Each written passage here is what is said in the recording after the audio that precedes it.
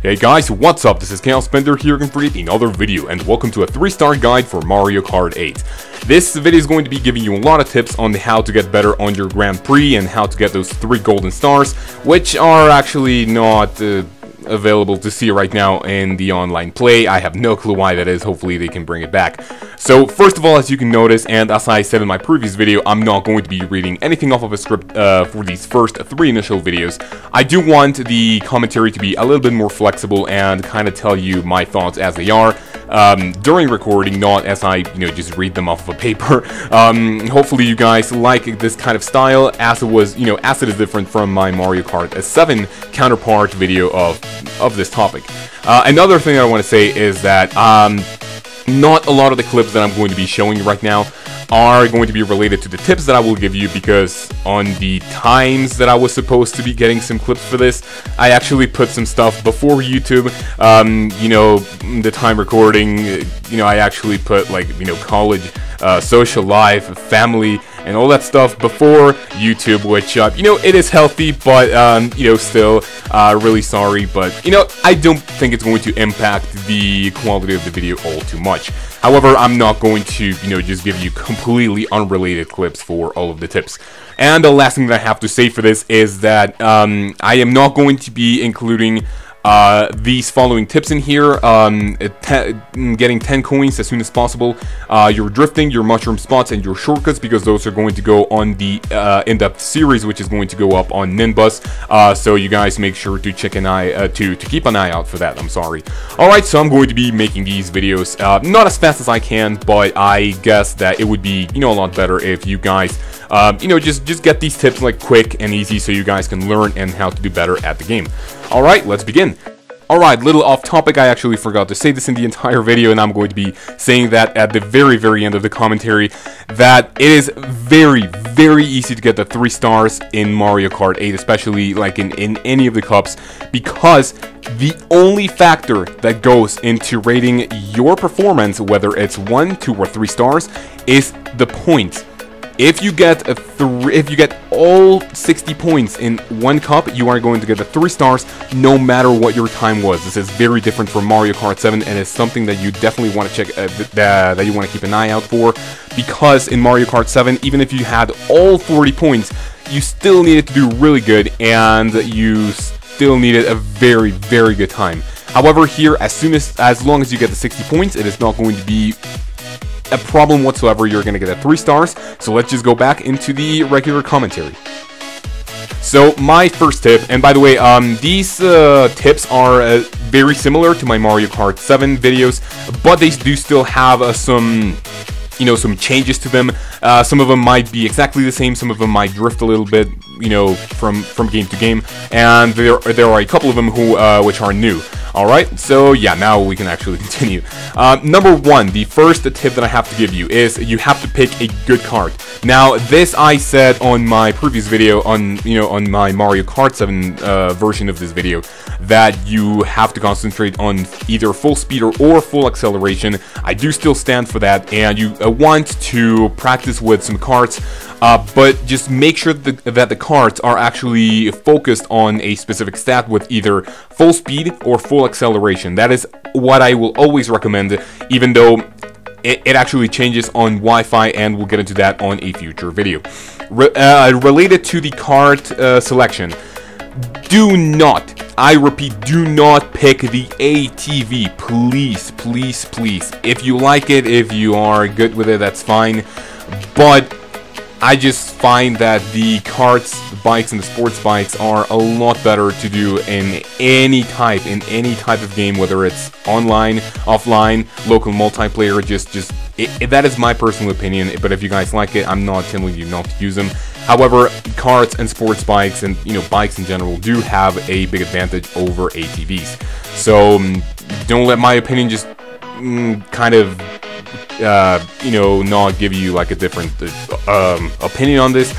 Just make sure to practice on time trial and find what kart is best for you. But that's what I recommend, either full speed or full acceleration. Number 2, you want to get your starting boost. This is a little bit different here, and there is a very good way to know when you are going to be getting the maximum level of initial boost, so like the longest boost that you can get.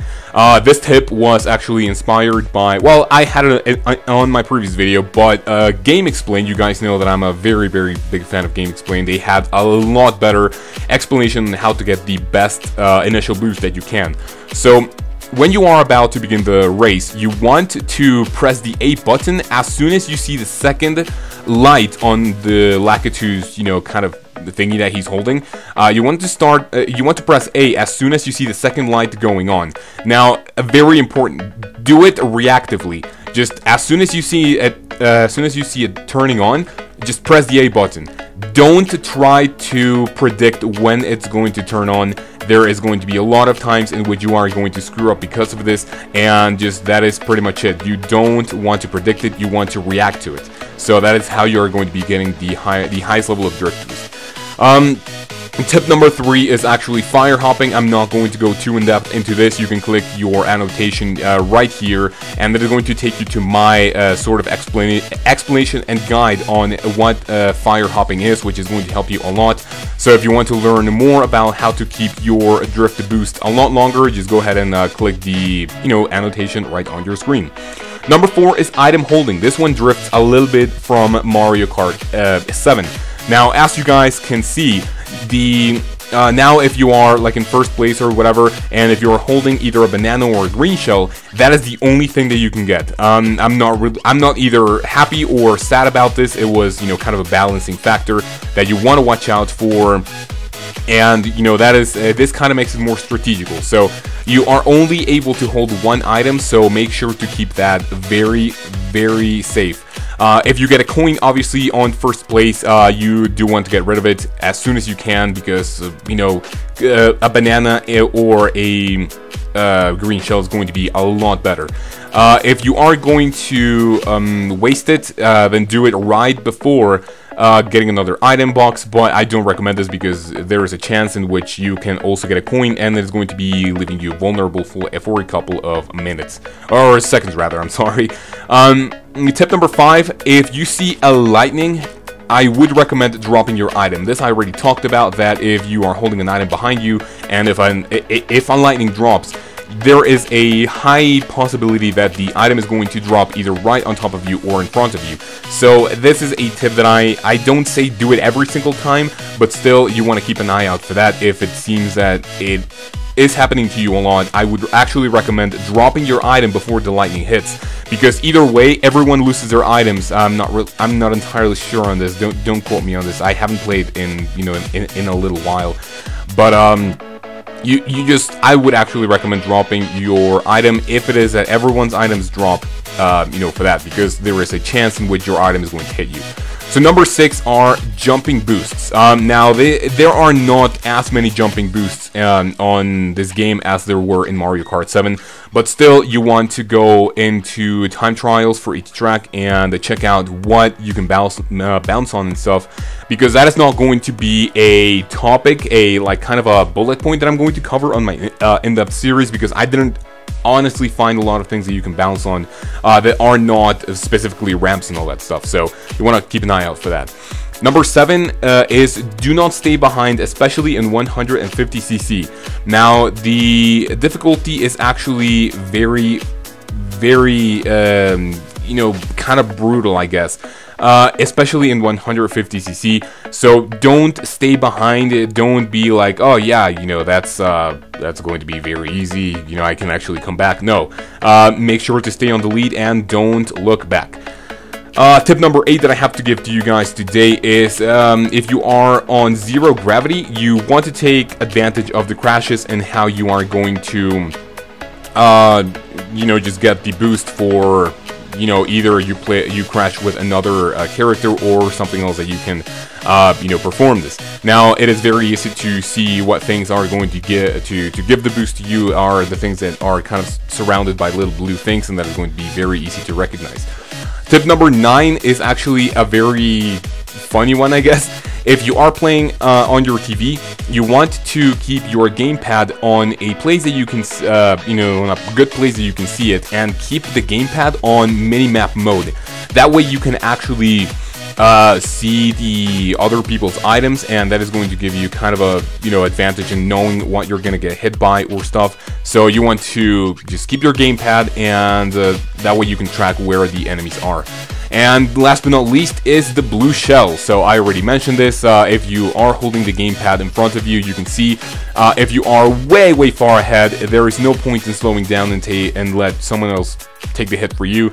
If there is someone on your screen, on your minimap, and if you see that they are very close, and if the shell was already launched, you kind of want to catch them in the explosion. Otherwise, they are going to overtake you and you're going to lose a lot of time. So if it was launched and it comes, you know, directly to you, make sure that if you can to catch someone in the explosion.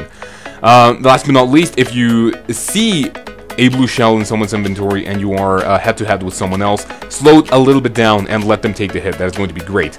And this time, not the trolling. There is a way on how to avoid the blue shell as well in this game. I'm going to be leaving a link down below so you guys can see like the real thing, because I was actually trying to get footage, you know, for this very specific tip, but it didn't really happen. Every time someone launched a blue shell at me, I didn't have a mushroom. And oh, and by the way, yeah, you do it with a mushroom actually.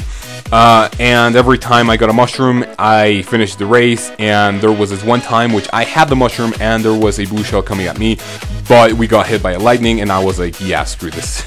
Screw this shit. So those are the tips that I have to give to you guys. And by the way, closing in, I'm actually going to be editing like a little, you know, part in which says that for you to get the 3 stars, you only need 60 points. The time does not matter.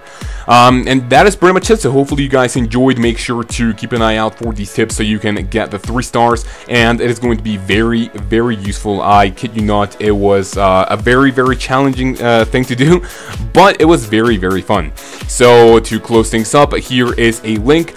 You know, if you want to check more of these videos out, click here if you want to learn Wi-Fi tips. So, you know, just the Wi-Fi races, things to do before, after, during the Wi-Fi races and stuff, and click this second link in order to learn about kart builds and my recommendations on what I believe are the best karts in Mario Kart 8. Last but not least, here is a track menu which you are going to be able to go to, and that is going to link you to the in-depth series for each and every single one of the tracks. So with that, you guys have a great day, take care of yourselves, and if you decide to watch any of those videos, I will see you then.